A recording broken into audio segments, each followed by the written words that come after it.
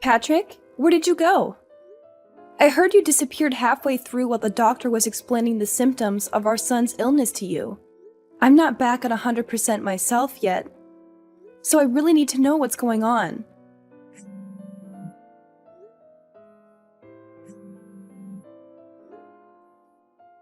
Patrick? What happened? Where are you? Not what happened again. Come on, Tara. I just found out my son has an incurable illness. Anyone would feel shaken about hearing a bomb like that drop on them. Maybe so, but he's still your son, you know? Surely we have a duty as his parents to understand the disease and the treatment he'll have to go through, right? I understand exactly how you feel. Believe me, I do. But even though he was born with this illness that he may never recover from, he's still doing his best to survive. He's still fighting. We have to fight too, Patrick. We have to do it for him. This is your fault. What? It's got nothing to do with me. You're the one who gave birth to a sickly kid. Which means he's your responsibility. Hold on a minute. What the hell? If you're being serious, what a horrible thing to say. Don't you think I was surprised when I found out he had a potentially incurable illness when he was born? That doesn't change the fact that he's our son. I struggled and I suffered, and I did my best to bring him into this world. Why would you say something like that? You're the one who gave birth to a sickly kid. You and no one else. What do you expect me to say? He's got nothing to do with me and he ain't my problem. I intend to go about my life as usual. Patrick, hold on. What the hell are you saying? Please. Can we speak in person? We can't discuss something this important over a message. It's so impersonal. You haven't been to see me at the hospital even once. Do you have any idea how long it takes me to drive to the hospital? 30 minutes! Jeez, would you just put a lid on it already, woman? You're really annoying. Surely you can figure out how to get by on your own somehow. You're a mom now. Can't rely on me for everything all the time. What does your signature look like? Can you send me a picture? What? Why? Oh, right. Do you want it for the birth certificate? Like hell I do. We're getting a divorce. I'll just forget it if you don't tell me. Oh my god. I'm in a hospital bed after finding out our newborn son has an incurable illness, and you're divorcing me? Where the hell did this Patrick come from? I barely recognize you anymore. You changed yesterday as soon as you found out about our son's illness. This sickly kid, I'm divorcing you? Seriously? What has gotten into you? I already told you, I don't want anything to do with that sickly brat. Wow. Just wow, Patrick. Are you serious? Tell me you're not. Please. You think I'd joke about something like this? I want the perfect family, a beautiful wife who always gets the housework done on time, and a healthy child. The kid you just gave birth to doesn't even come close to my ideal vision. He's subpar and defective at best, which is 100% your responsibility. Wait, what? Are you saying you married me because I'm good at housework?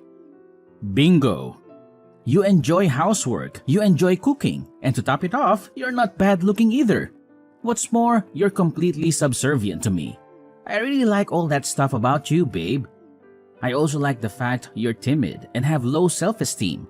The fact you struggle to assert yourself means you're really easy to deal with. I see.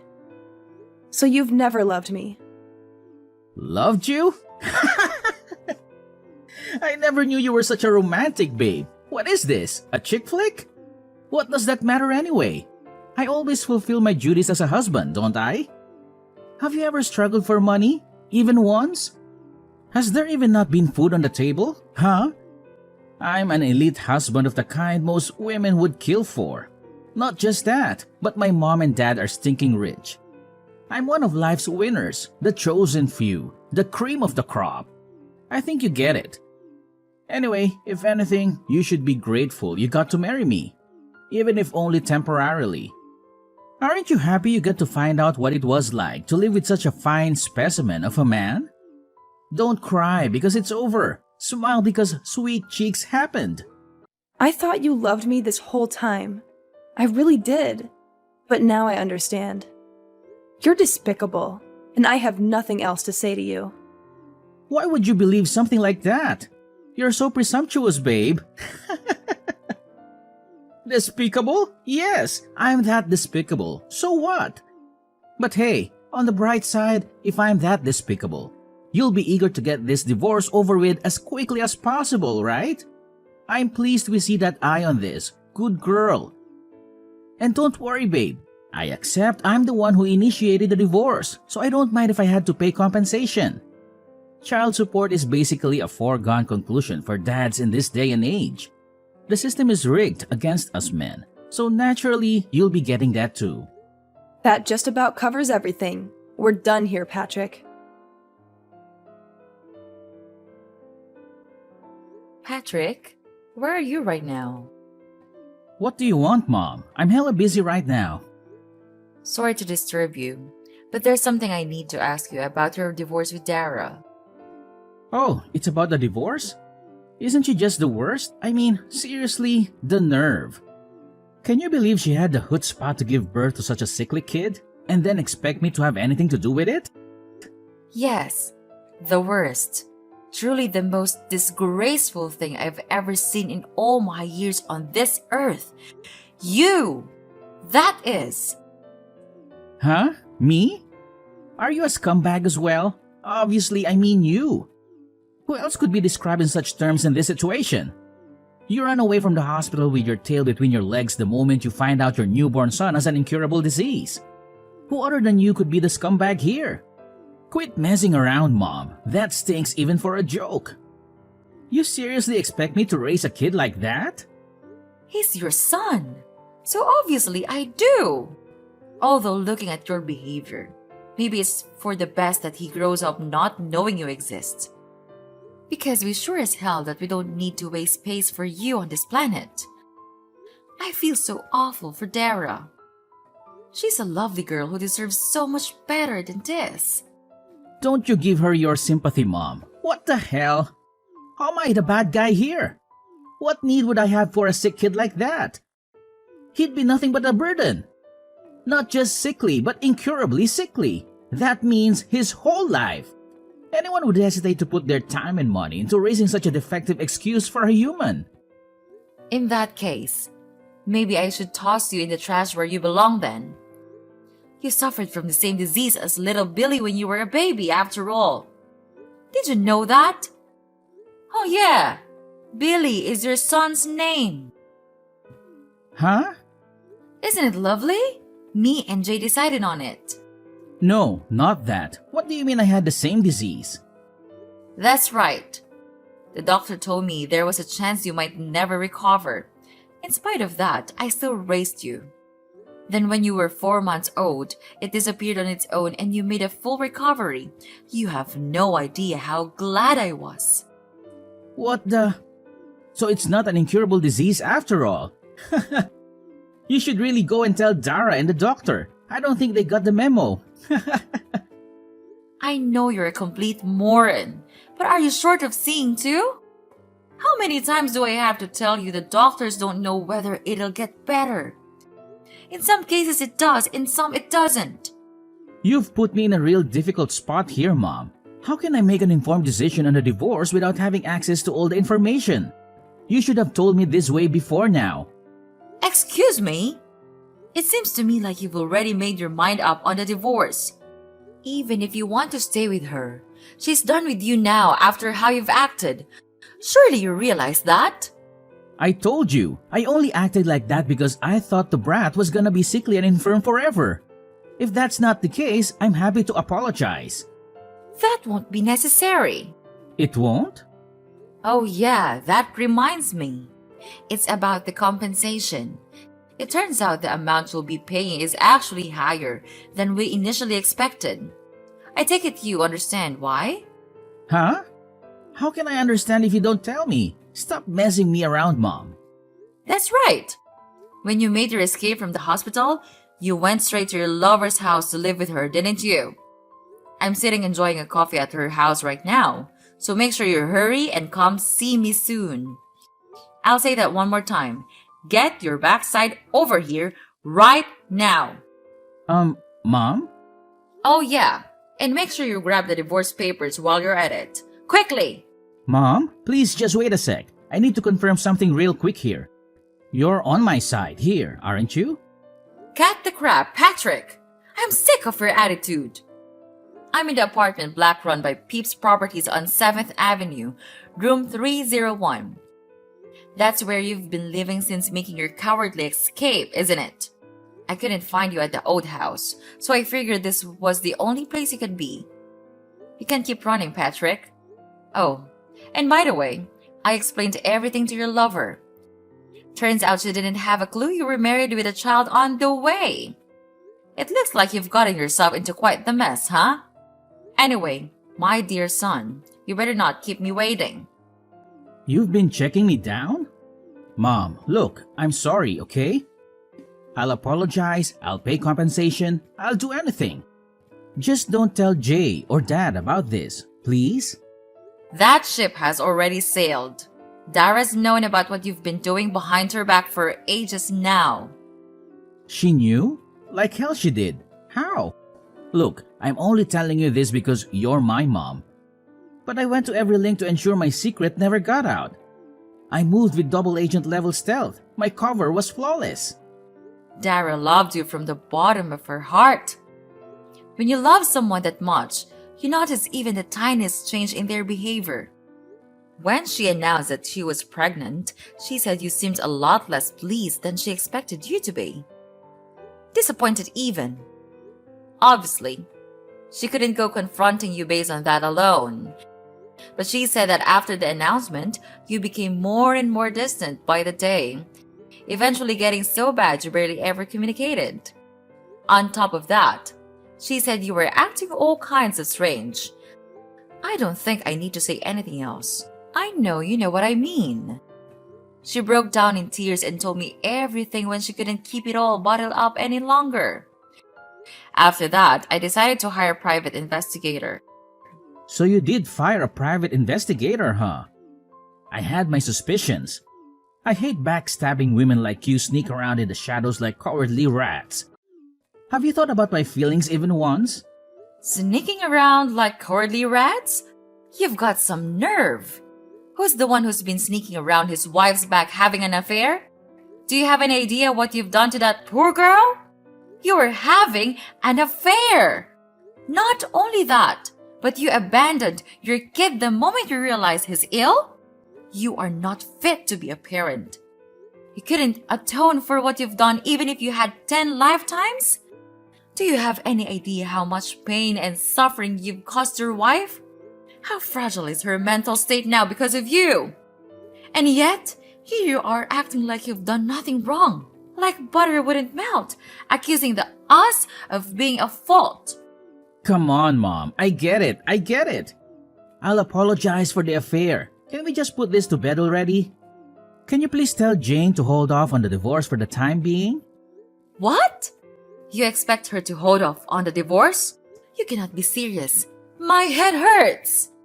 The kid's gonna get better, right? You said it yourself. If he doesn't get better, we go through the divorce. If he does get better, we don't. It's pretty simple. How's that sound? Let's face it, she's gonna be over the moon when she hears she's still in with a chance with me. Wow. You are just... What do I even say to this level of... I just can't. Your divorce is already set in stone, and you're a delusional in genuine need of psychiatric help if you think otherwise. Me and Dara will be looking after little Billy from now on. Wait, what? Why would you be involved? To be more precise, me and your father. You are aware Dara isn't in contact with her family and doesn't know any of her relatives, aren't you? That's why me and your dad intend to be there to support her through thick and thin. Just tell me one thing, Mom.